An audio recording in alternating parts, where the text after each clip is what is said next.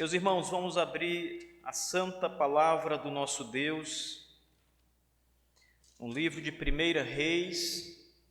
Nós vamos dar continuidade à sequência de exposições que estamos fazendo neste livro valioso do Antigo Testamento, inspirado, palavra de Deus inspirada, ao qual tem muito para nos ensinar. Nós vamos ler o capítulo 2, vamos ler do verso 1 até o verso 10.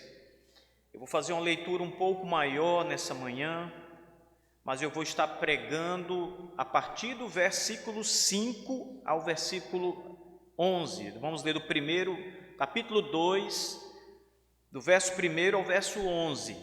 Aliás, desculpem, ao verso 12, mas eu vou pregar a partir do verso 5. Eu preciso fazer uma leitura maior apenas para contextualizar as palavras que nós vamos encontrar aqui. 1 Reis, capítulo 2, a partir do verso 1 até o verso 12. Diz assim a palavra do Senhor: Aproximando-se os dias da morte de Davi, deu ele ordens a Salomão, seu filho, dizendo: Eu vou pelo caminho de todos os mortais. Coragem, pois, e seja homem.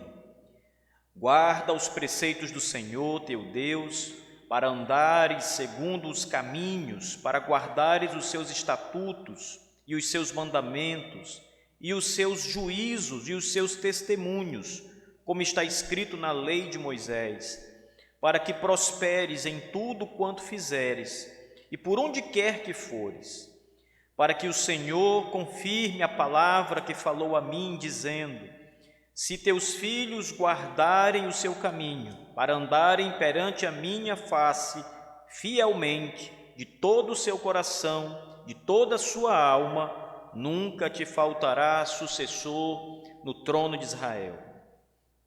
Verso 5.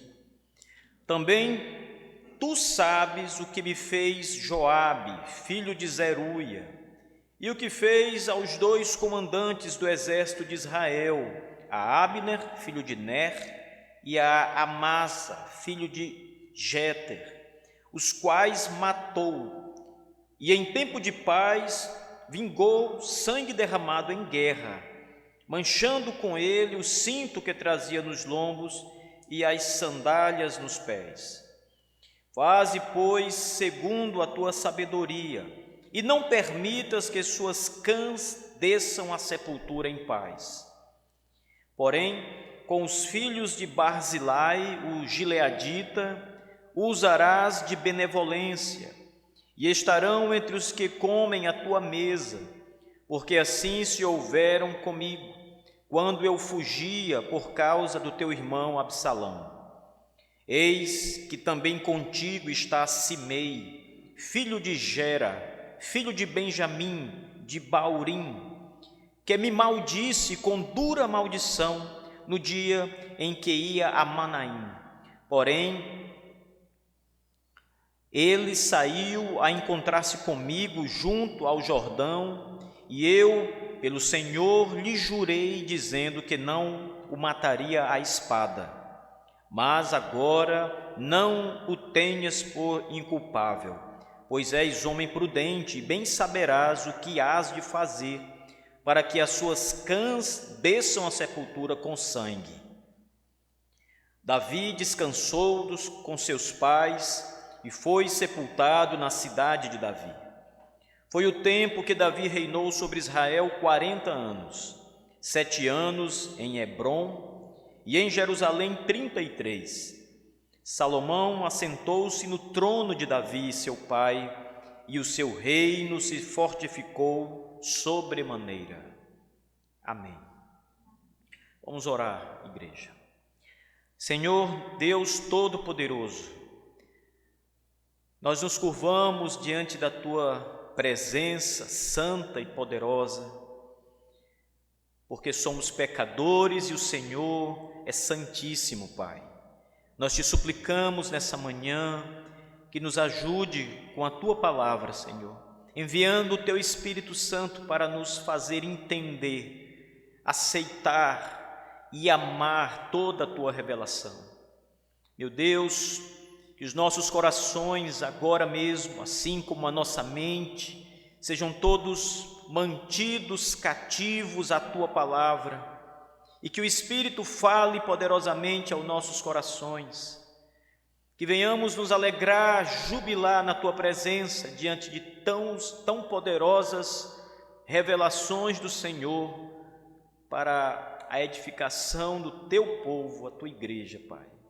Obrigado, Senhor Deus, pela Tua maravilhosa graça em nossas vidas, por enviar Jesus Cristo, nosso Salvador, e é em nome dEle que nós oramos. Amém.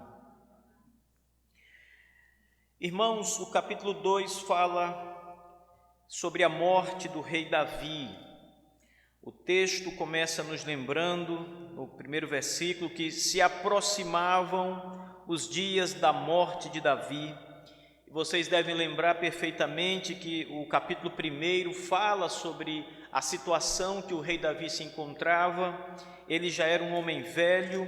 O texto diz que ele não conseguia mais se aquecer por causa de uma enfermidade que ele consumia. Seus ossos tremiam, sua carne tremia. Os homens de Israel fizeram tudo o que era possível para tentar ajudar o rei Davi, talvez na expectativa que ele melhorasse da sua enfermidade e vivesse um pouco mais de tempo. Mas a Bíblia o tempo todo vai nos dando pistas de que Davi está prestes a morrer.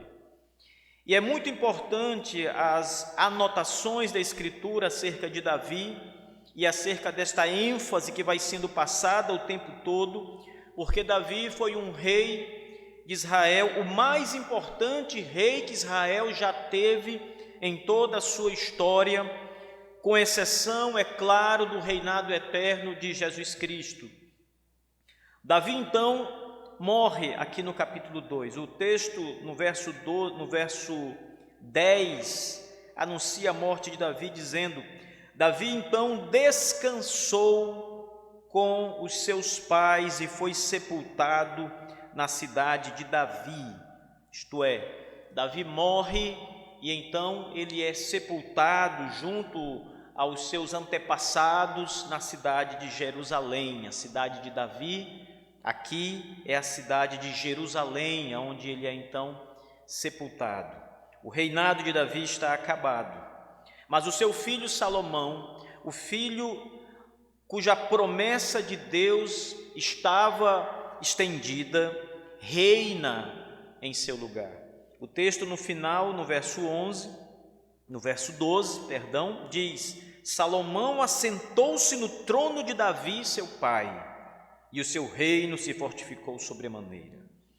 É importante olharmos para o começo e para o final desta passagem para termos a ideia de que, ainda que Davi morra, o seu filho Salomão, como era da vontade de Deus, assume o trono e governa em lugar do seu pai, como era para ser. Vocês também devem lembrar que no capítulo 1, nós temos todo aquele levante contra Salomão, o levante que o seu próprio filho Adonias faz contra o reino. Davi tinha vários filhos, Adonias era o filho mais velho, mas o reino estava prometido para Salomão. Porém, Adonias, aproveitando-se da fragilidade do pai naqueles dias, que já era velho e estava doente, tenta assumir o trono, ele tenta usurpar o reino. Nós vimos isso muito bem nas pregações anteriores. Porém, o reino era de Salomão, e a promessa de Deus era que Salomão reinasse, e ele assume o trono. Os primeiros versos do capítulo 2, do verso 1 ao verso 4, são as palavras de Davi no leito de morte ao seu filho, a Salomão, que será o futuro rei de Israel. E Davi então começa a dar conselhos a Salomão. Dentre os conselhos de Davi, o principal conselho de Davi para Salomão é que ele seja um homem. é que ele haja como um homem. E o principal de todos os conselhos é que ele guarde os preceitos do Senhor. Ou seja, Salomão, para reinar bem, para ser um homem correto, precisava temer a Deus acima de todas as coisas. E isso seria demonstrado pela sua obediência a Deus em seus mandamentos, naquilo que estava até aquele momento revelado na palavra.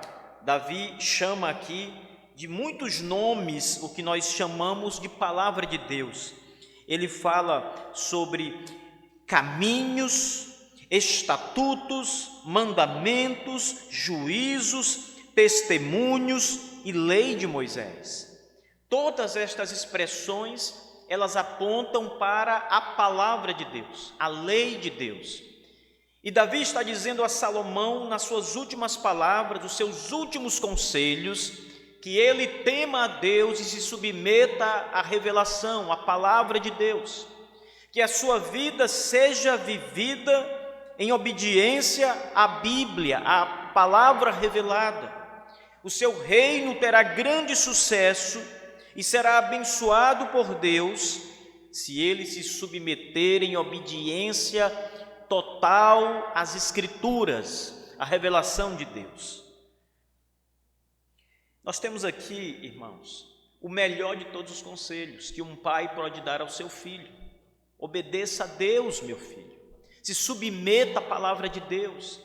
Davi poderia ter dado vários conselhos a Salomão antes de morrer, mas as palavras finais de Davi, as palavras mais importantes que ele tinha a dar ao seu filho, eram estas: obedeça a Deus, a sua palavra, se submeta à lei do Senhor, aos estatutos, aos juízos, aos caminhos de Deus.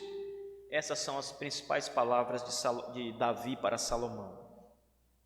Mas não são as únicas. E agora então eu quero trazer nessa manhã as instruções de Davi para Salomão no quesito político. As primeiras instruções que vimos agora, do verso 1 ao 4, são instruções espirituais, são conselhos espirituais a Salomão. Mas agora Davi vai dizer como ele tem que agir como rei no reino. E essas palavras de Davi têm causado, irmãos, algum desconforto nas pessoas que leem a Bíblia, porque elas olham para Davi aqui antes de morrer, dando estes conselhos, e elas acabam dizendo que Davi mostra aqui nesses momentos finais da sua vida uma impiedade muito grande, porque ele dá conselhos de morte. Ele diz que Salomão precisa dar cabo à vida de dois homens, abençoar um e mandar punir dois homens. Ele trata de Joabe, ele trata de Barzilai e ele trata de Simei. Vamos ver e entender melhor cada uma dessas situações. No verso 5 ao verso 6, Davi vai tratar de Joabe, que era uma figura importante em Israel. O texto diz, Davi fala a Salomão: também tu sabes o que me fez Joabe, filho de Zeruia, e o que fez a dois comandantes do exército de Israel, a Abner, filho de Ner, e a Amasa, filho de Jéter, os quais matou, e em tempo de paz vingou sangue derramado em guerra, manchando com ele o cinto que trazia nos lombos e as sandálias nos pés. Faze, pois, segundo tua sabedoria, não permitas que suas cãs desçam à sepultura em paz. São as palavras e instruções de Davi para Salomão em relação a Joabe. Joabe foi uma figura importante, irmãos, porque ele foi o principal comandante do exército de Israel nos dias do reinado de Davi. Nesse momento, no final da vida de Davi, ele não era mais o comandante. Davi já o havia destituído e no lugar dele havia colocado outro homem para ser o principal comandante do exército de Israel. Mas Davi lembra e Davi sabe o quanto Joabe havia sido injusto e perverso em algumas situações. E ele não havia esquecido o que Joabe fez a 2 comandantes de Israel. Vocês sabem que numa força militar existem ali a diferença de patentes e de comandos. Então, se olharmos para o exército brasileiro, existem vários generais, que é a patente máxima. Mas existem generais que têm ainda mais autoridade ou maior comando do que outros generais. Existem os generais que estão ali comandando o exército inteiro. E esses generais também têm no exército outros generais que comandam regiões. Mas esses se submetem ao principal general. E este general principal se submete ao presidente da República, que é o líder maior das Forças Armadas aqui no Brasil. Também naqueles dias havia essa diferenciação no comando, de maneira que o exército de Israel tinha muitos comandantes, mas o principal comandante naquele tempo era Joabe. E Davi lembra que este comandante principal, Joabe, ele comete assassinato, ele mata Abner, filho de Ner, e depois mata Amasa, filho de Jéter.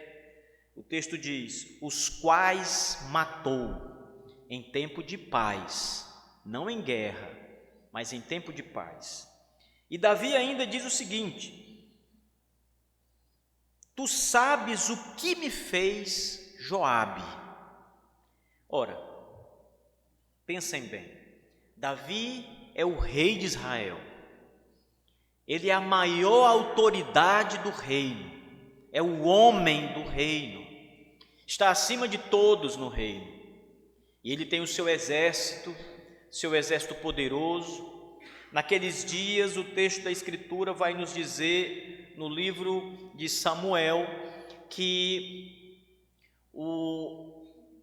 Davi estava tentando entrar em contato e criar uma certa harmonia com a família de Saul, que havia sido rei antes dele. Vocês sabem que essa questão da dinastia, das famílias reais, há uma rivalidade. A família de Saul, na época, Saul era o rei antes de Davi. E quando Saul morre, Davi assume o trono por ordem de Deus. O profeta unge Davi como rei de Israel. Mas a família de Saul fica ali não muito satisfeita com aquilo. Então, naquele momento, Davi está tentando fazer paz com a família de Saul, com os seus familiares. E então vem Joabe, numa determinada ocasião, e mata um dos homens da família de Saul, que era da tribo de Benjamim. Isso poderia causar um colapso no reino. A família do antigo rei poderia se levantar e se rebelar contra o rei, o atual rei Davi. Então, era uma atitude política muito delicada, porque a atitude de Joabe em matar um membro da família, matar por nada, ele simplesmente cometeu assassinato, matou por matar, não havia guerra, não havia nada ali, e ele comete este delito. Isso poderia ter trazido prejuízos ao reino, e Davi sabe que esta era uma complicação muito grande para ele resolver. Tentar novamente colocar a paz ali entre ele e aquela família. Mas como fazer isso, já que o principal comandante do seu exército mata um dos membros da família? Por isso ele diz: tu sabes o que me fez Joabe, o que ele me fez passar, a cilada em que ele me colocou, a situação difícil que eu fiquei. Mas o problema maior não é colocar Davi numa situação difícil. O problema maior é o assassinato, é ele matar 2 homens inocentes, como ele havia feito. E Davi lembra exatamente quais foram os homens que Joabe matou. Ele matou Abner, que era comandante militar de Israel, e matou Amasa, que também era comandante de Israel. E a grande pergunta, irmãos, é: por que ele matou esses homens? O que levou Joabe a matar esses homens? Muito provavelmente, Joabe estava eliminando rivais para o alto comando militar de Israel. Provavelmente, Abner fosse uma ameaça a ele no comando militar de Israel. Ele temia que Davi pudesse destituí-lo e colocar Abner, que também era um comandante, ou Amasa, que também era um comandante. Então, para eliminar estas possibilidades, ele mata esses 2 homens. O que Davi está fazendo aqui nada mais é do que aplicar a justiça. Antes de morrer, antes de descer à sepultura, Davi diz a Salomão: faça a justiça que eu não fiz no meu tempo. Não, a Bíblia não nos diz exatamente por que Davi mesmo não puniu Joabe nessas situações. Mas a Bíblia diz no livro de Samuel que Davi ficou muito irado com Joabe, muito decepcionado com Joabe porque ele fez isso. Alguns acreditam que Davi não puniu Joabe por conta da posição de Joabe e ele poderia então levantar o exército contra Davi. Então ele suportou aquilo. Mas antes de morrer, Davi pede ao seu filho Salomão que faça justiça. Algumas coisas interessantes nessa colocação de Davi em relação a Joabe. A primeira delas é que Davi faz separação entre morte e assassinato. O assassinato, ele é um pecado. O próprio Deus, na sua palavra, quando dá a lei a Moisés, ele diz: não matarás. E aquela expressão no hebraico, não matarás, não é simplesmente uma proibição para matar. É uma proibição para cometer assassinato. Não é a mesma coisa se um homem matar outro por defesa própria. Isso não é a quebra do mandamento. Não é pecado você matar alguém para salvar a própria vida, se você for posto em risco. O mandamento, quando diz não matarás, a expressão hebraica é não cometer assassinato. Agora, note bem, Davi diz que em guerra, matar não é pecado. Em guerra há uma disputa, irmãos. Inclusive, existem leis de guerra, leis no mundo. Não pode tudo na guerra. Mesmo numa guerra, algumas coisas são proibidas. E os países que não respeitam a lei da guerra, eles são punidos com sanções internacionais. Mas Davi está aqui nos ensinando e falando a Salomão também, que já naqueles dias havia uma diferença entre matar alguém numa guerra, que não foi o caso, e Davi diz isso muito bem, ele matou esses homens em tempo de paz, quando não havia guerra. Isto é, se fosse estes homens mortos por Joabe em tempo de guerra, numa guerra, não havia problema, não havia nenhum pecado em Joabe, porém, ele os matou em tempo de paz.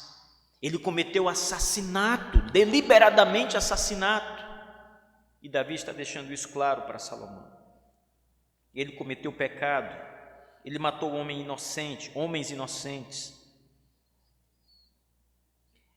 Há uma expressão também bastante interessante aqui, no versículo 5. Davi diz que Joabe manchou o cinto que ele trazia nos lombos e as sandálias nos pés, ele manchou com sangue. Essa expressão, ela nos leva à compreensão de que a roupa que Joabe estava vestido não era um uniforme militar, porque se Joabe estivesse de uniforme militar, isto significava que ele estava em guerra, em batalha, em disputa.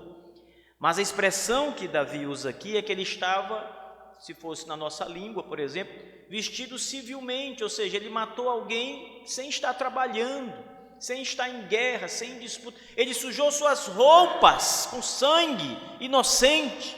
Ele não sujou o seu uniforme, suas botas, coturno, seu uniforme militar de guerra. Ele sujou suas roupas civis, ou seja, ele matou deliberadamente sangue inocente e suja suas roupas com sangue inocente.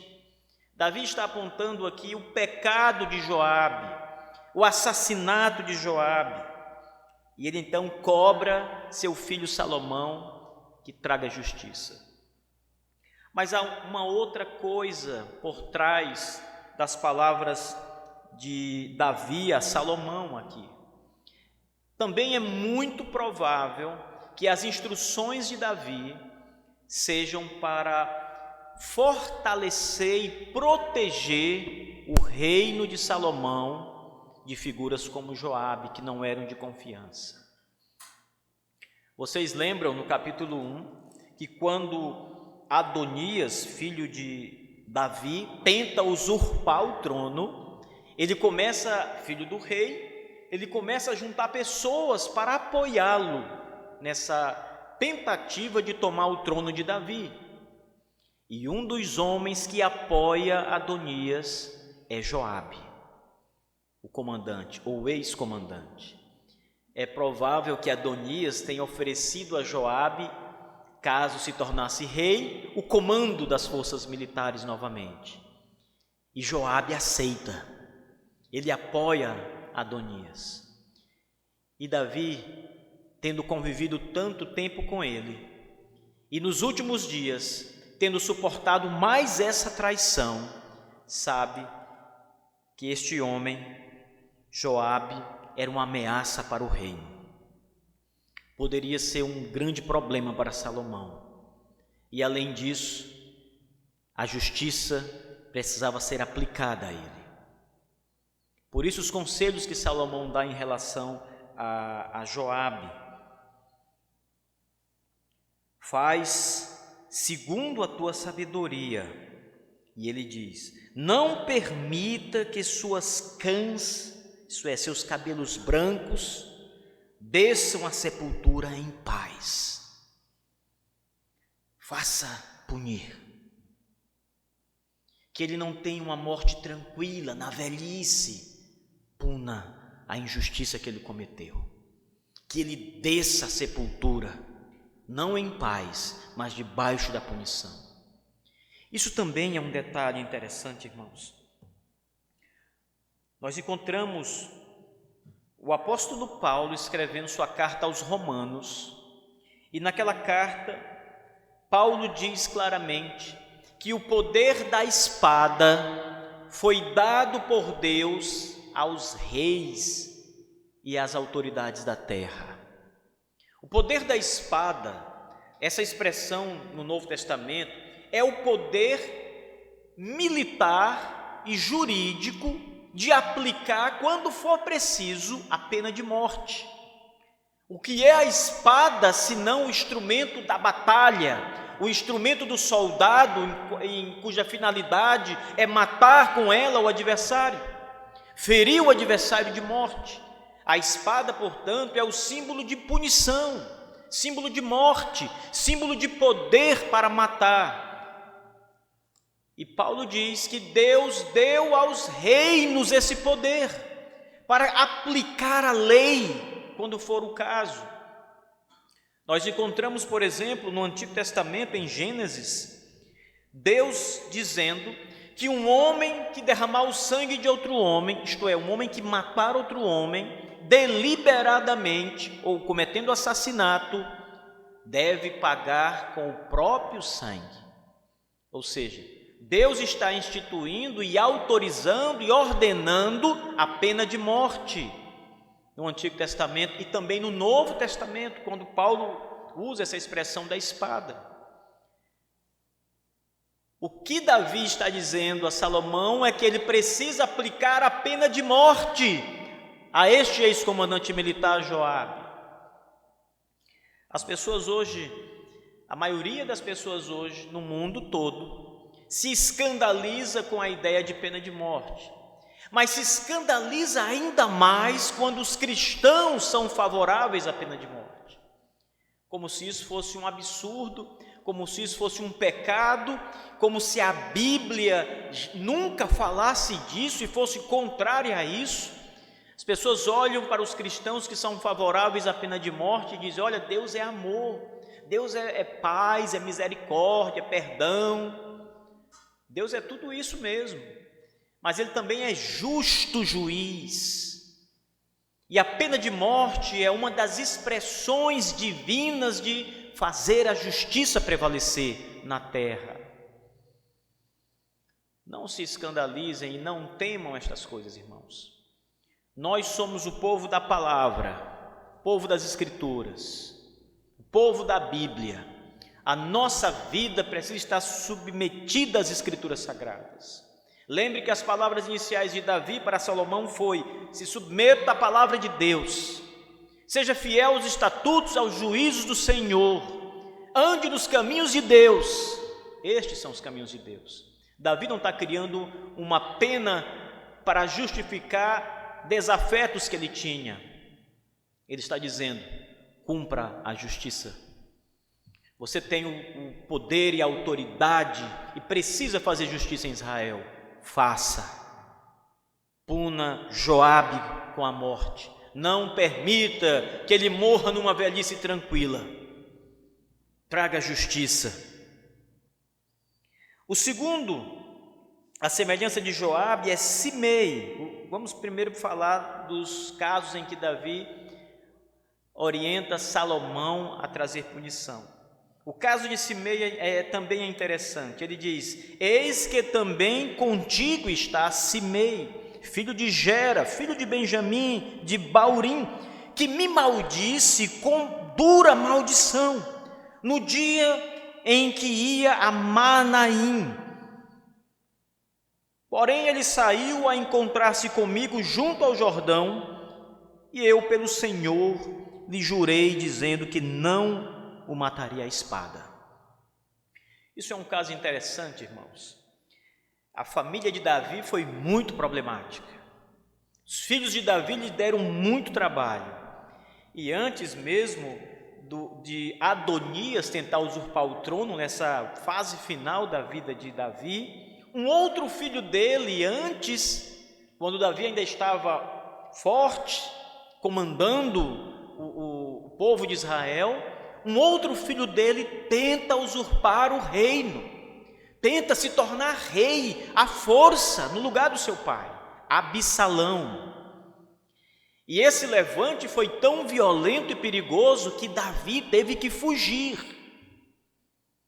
E quando ele está fugindo, ele se dirige a Maanaim, e esse homem, chamado Simei, que era parente de Saul, o antigo rei, se levanta contra Davi com pedra nas mãos e atira pedras em Davi e lança uma maldição terrível sobre Davi.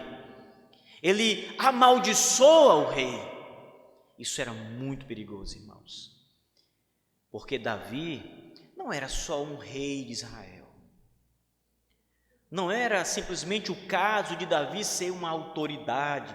Veja, o fato de Davi ser o rei e ser a maior autoridade de Israel já deveria ser suficiente para que todos em Israel o honrassem como rei, pela posição que ele ocupava. Mas não é só esse o caso. Em Israel é diferente. Deus levantou Davi. Deus ungiu Davi para ser rei de Israel. Saul também foi ungido por Deus. Por isso Davi nunca encostou um dedo em Saul. Saul tentava matar Davi, perseguia Davi, mas Davi nunca encostou um dedo em Saul. E Davi disse muitas vezes: ele é o rei, ungido pelo Senhor, eu não tocarei minhas mãos nele. Quando o Senhor quiser, o Senhor tirará daí. E o Senhor fez isso.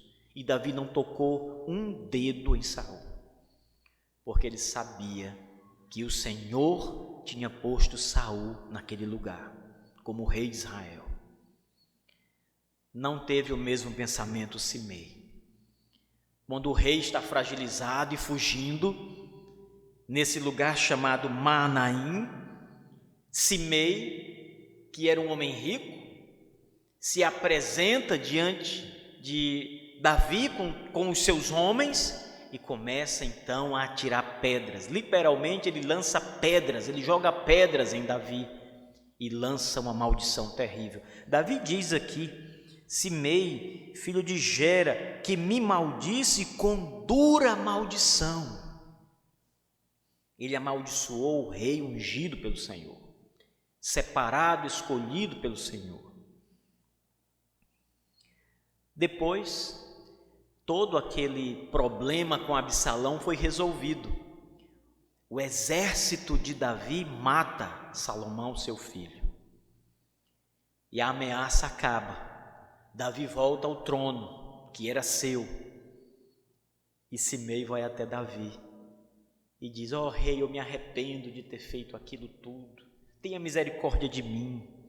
Lá no texto, na passagem que retrata essa história, Davi diz o seguinte, que terá misericórdia dele e não o matará hoje. Ele usa essa expressão. E de fato Davi não o matou. Davi poupou Simei naquela ocasião.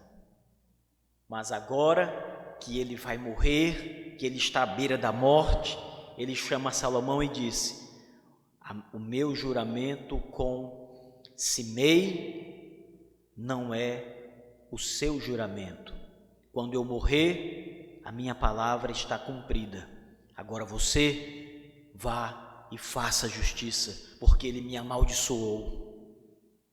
E é o que Salomão vai fazer.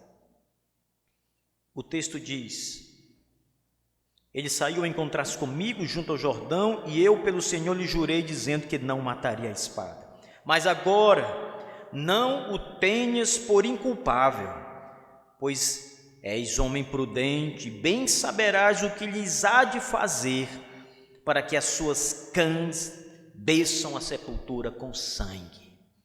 Davi também diz a Salomão que ele deve matar Simei. Que Simei também não deve ter uma velhice tranquila, deve ser punido pela maldição que lançou contra o servo do Senhor, contra o ungido de Deus, contra Davi.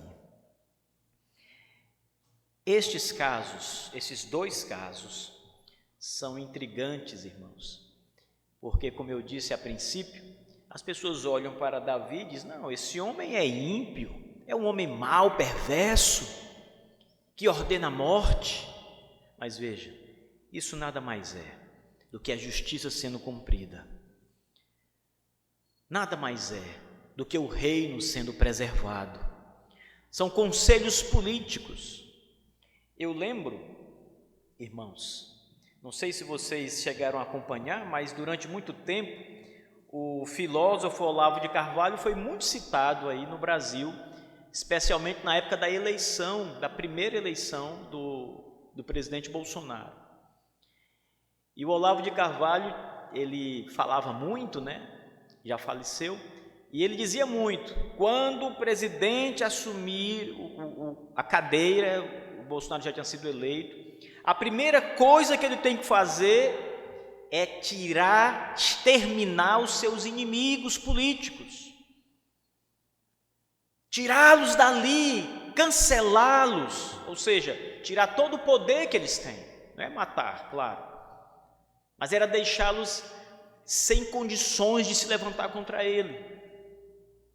O presidente não ouviu e esses mesmos homens acabaram tirando o presidente.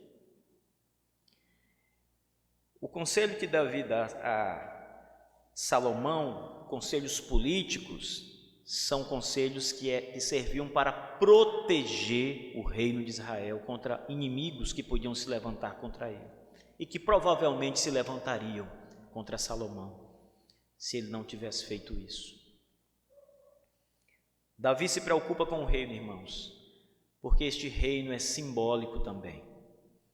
O reino de Davi é um símbolo, ainda que em alguns aspectos não muito parecido, mas em outros muito parecido com o próprio reino de Deus.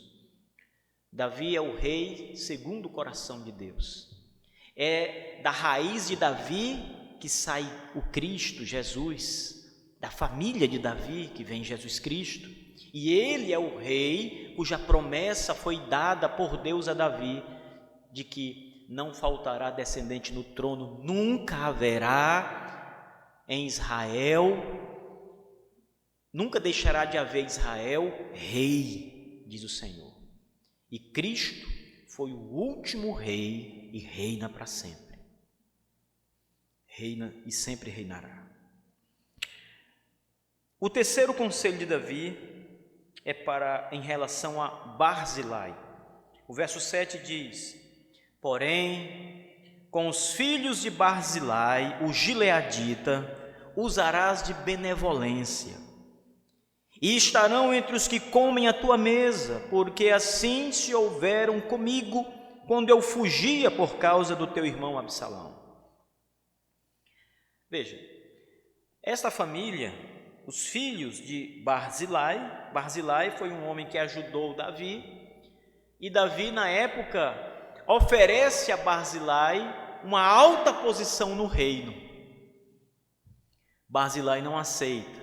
Ele diz que já era um homem velho, mas que Davi podia usar de benevolência com a sua casa. Escolha outro da minha família para abençoar. Eu já tenho 80 anos, sou um homem velho, escolha um dos meus filhos. E agora Davi vai pagar a sua promessa. E ele diz ao seu filho Salomão: lembre de Barzilai e seus filhos, porque eles foram benevolentes, me ajudaram. Lá em Samuel, onde todas essas histórias são contadas no livro de Samuel. E nessa história em que envolve Barzilai, quando Davi fugia de Absalão, ele estava no deserto, irmãos, totalmente carente das coisas mais básicas. E Barzilai, que também era um homem abastardo, leva comida para Davi e seus homens. Ele leva queijo, leite, mel, feijão, lentilhas, tudo que era necessário para abastecer as tropas e o rei. Ele tem gastos com Davi porque ele quer, porque ele sabe que Davi é o rei de Israel, estava sendo perseguido, seu reino estava sendo tomado pelo seu filho Absalão, e ele sabe que isso não era a coisa certa.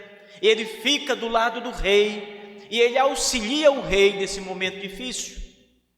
E Davi não esquece, nem na hora da morte, Davi esquece o favor que lhe foi feito. Por isso ele chama seu filho e diz: cuide dele, cuide dos seus filhos, use de benevolência. Davi diz que os filhos de Barzilai deveriam estar à mesa de Salomão, como aqueles que comem com ele. Estar à mesa de Salomão, ou à mesa do rei, era uma expressão comum nos reinos antigos, irmãos, e ela significava que as pessoas que estavam à mesa eram sustentadas pelo reino. Eles tinham um salário que o reino pagava a eles, como se fosse uma pensão que o reino pagava, e uma pensão muito alta, generosa. E o que Davi está dizendo para Salomão é que os filhos de Barzilai deviam ser assistidos, estar com ele, não literalmente se sentar na mesa do jantar, mas serem assistidos pelo rei Salomão com provavelmente uma pensão alta, porque eles foram bons com Davi. Aqui nós encontramos também um aspecto de justiça envolvido, mas fica muito óbvio, irmão, que Davi também era um homem que sabia reconhecer a bondade que lhe era feita, a bondade que caía sobre ele. O que nós aprendemos nessa lição, nesses 3 casos que temos aqui? Algumas coisas bem interessantes, irmãos. A primeira delas é que a justiça precisa ser cumprida. A justiça não pode ser trapaceada, deixada de lado.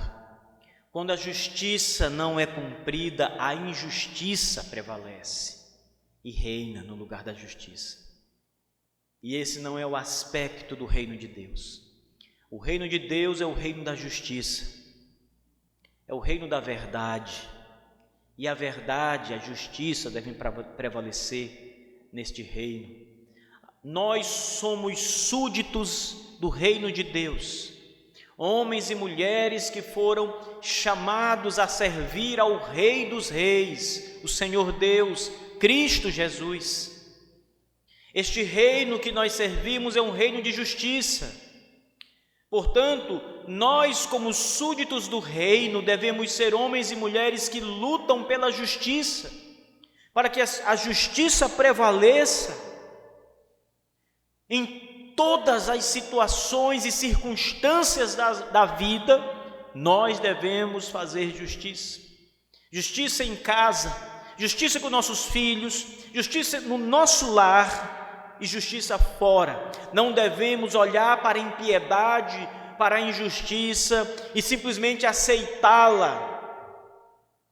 Devemos protestar contra a injustiça, devemos nos manifestar contra toda forma de injustiça, porque somos filhos de um Deus justo, fomos comprados pelo sangue de Jesus Cristo, o justo. Somos homens da justiça, meus irmãos. Não podemos ficar satisfeitos quando diante dos nossos olhos a injustiça é cometida, seja a injustiça civil, seja qualquer tipo de injustiça. A coisa que mais eu lamento no fundo do meu coração é quando eu vejo a justiça sendo maculada por juízes corruptos que soltam bandidos, criminosos que assassinam pais de famílias e nada lhes acontece. Devemos protestar contra toda injustiça, contra toda forma de injustiça e lutar para fazer a justiça prevalecer.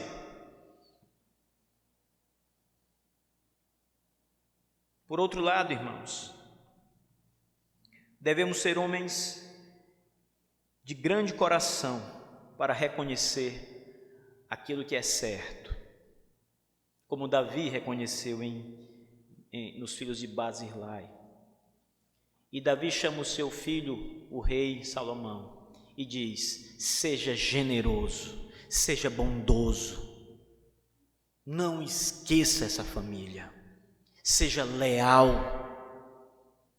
fiel, seja homem.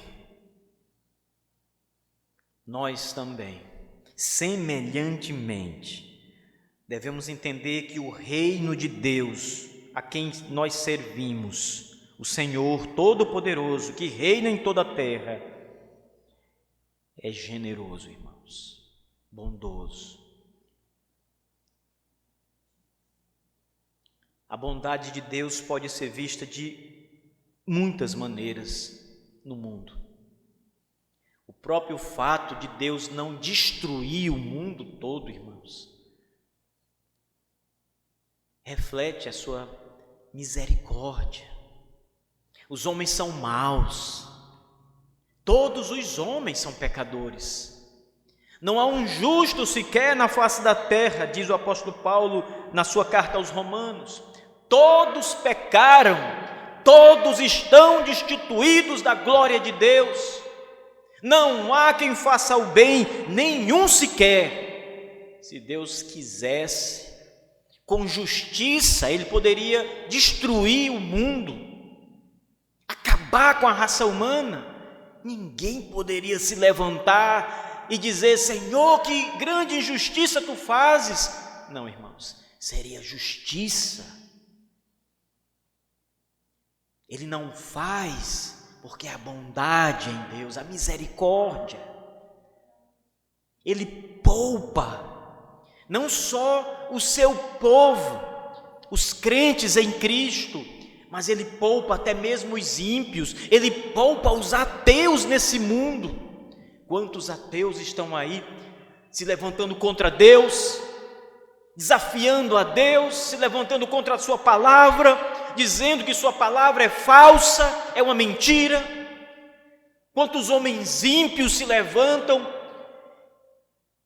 e usam o nome de Deus ou a imagem de Deus de forma completamente absurda.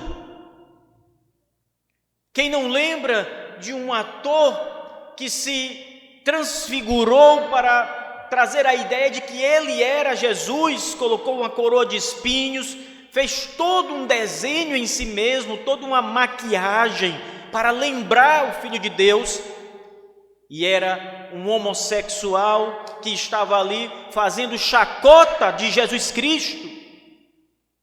E estes homens, a maioria deles está vivo. Deus poderia destruí-los também, mas não faz. Muitas vezes o Senhor usa a sua misericórdia, a sua paciência, a sua longanimidade para esperar, poupar e muito mais, irmãos, com aqueles que servem ao Senhor, que guardam o bom e doce nome de Jesus Cristo, que o amam, que dedicam suas vidas ao serviço, ao Evangelho, ao próximo. Muito mais estes o Senhor usa da sua grande misericórdia, como Davi estava usando de misericórdia com Barzilai e seus filhos. Isso é um reflexo do reino de Deus, da justiça de Deus, do amor e da misericórdia de Deus. Os conselhos que Davi está dando a Salomão são conselhos que refletem Deus e os seus atributos, a sua justiça e a sua bondade, a sua longanimidade, o perdão.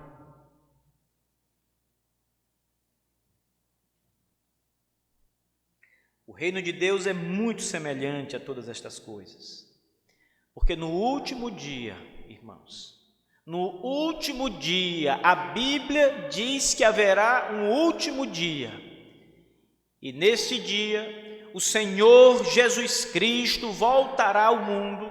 Está escrito 1 Tessalonicenses capítulo 4, Jesus Cristo voltará do céu ao mundo, e Ele virá para julgar os vivos e os mortos naquele dia. E do julgamento de Jesus Cristo, o Senhor, Jesus Cristo é Deus, e no seu julgamento final, nós vamos ver estes mesmos aspectos da palavra de Davi a Salomão. Nós vamos ver a justiça, nós vamos ver a retribuição, Deus punindo os ímpios eternamente e abençoando aqueles que o serviram. Mateus, o evangelista, escreve sobre isso, dizendo que naquele dia glorioso, o Senhor ajuntará diante de si todos os homens na face da terra. Aqueles que morreram serão ressuscitados, ímpios e crentes, e aqueles que estiverem vivos estarão junto com todos os demais, e serão separados pelo Senhor. À direita de Jesus Cristo estarão todos aqueles que o amaram, que creram nele e o serviram e dedicaram suas vidas ao Evangelho. À esquerda do Senhor Jesus estará os bodes, os homens ímpios, maus, perversos, rebeldes, desobedientes, contrários à verdade, contra Deus.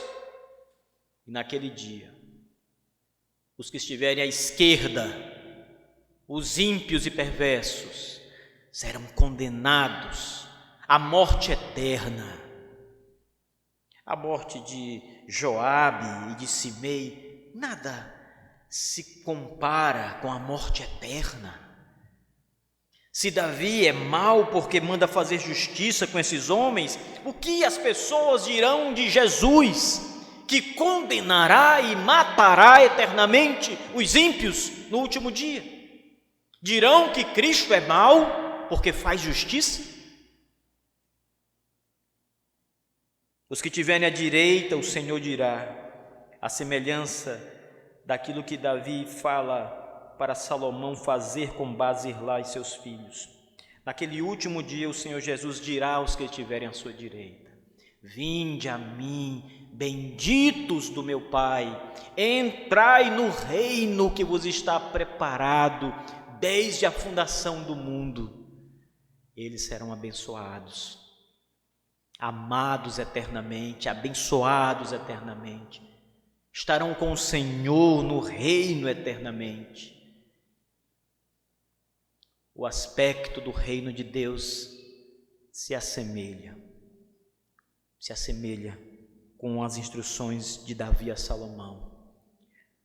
Nós somos lembrados que há um rei maior do que Davi, maior do que Salomão, que fará justiça na terra no último dia e abençoará no último dia aqueles que foram leais a ele.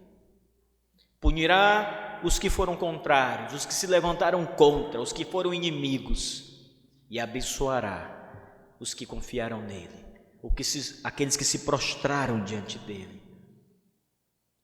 Assim é o reino de Deus. Saiba, irmão, naquele último dia, você estará nestas fileiras. Você estará diante do trono de Jesus Cristo no dia do julgamento final. Todos os homens estarão ali. Não há ninguém que não estará ali naquele dia. Os ateus estarão ali naquele dia. Os ateus verão a Jesus Cristo no seu trono glorioso. Os rebeldes, como Caim e como todos os demais rebeldes que a Escritura nos mostra, os rebeldes do nosso tempo, todos estarão diante de Jesus Cristo. Você estará diante dele. Você será julgado por Deus naquele dia. E se você é um daqueles que ama a Jesus Cristo, que ama o Senhor Jesus com todo o seu coração, que está disposto a se curvar diante das Escrituras em obediência a Deus, que reconhece que a morte do nosso Senhor no Calvário, aquele sangue que foi derramado, é o sangue poderoso para perdoar os pecados, os seus pecados. Se você reconhece isso e crê em Jesus, você estará à direita, você será abençoado, você ouvirá as palavras do Senhor: vinde a mim, bendito de meu Pai. Entre no reino, entre no reino. Este reino é para você, é para o gozo eterno de sua alma. Por isso, irmãos, este mundo passa. Paulo diz, João diz que ele passa com as suas paixões, os seus desejos, concupiscências. O mundo passa, mas a palavra de Deus permanece para sempre. Creia, ame a Jesus Cristo, sirva a Jesus, arrependa-se dos seus pecados, confesse os seus pecados a Deus, e sirva ao Senhor conforme a palavra. Não desista nem por um único dia de servir o Senhor com todo o seu coração, com todas as suas forças. Ame-o, irmão. Ame-o de todo o seu coração. Porque se você recusar isso, se você for um mero homem religioso que vem à igreja porque sua família sempre veio à igreja, você será condenado ao inferno. Ninguém é salvo porque vem para a igreja. É salvo aquele que crê em Jesus Cristo de todo o coração, que está disposto a servi-lo. Ame a Cristo. Não seja religioso, não seja um fariseu ou um saduceu, homem da religião. Seja um cristão, um homem da vida cristã, submisso a Deus. Que o Senhor nos abençoe, irmãos. Fiquemos de pé, vamos orar.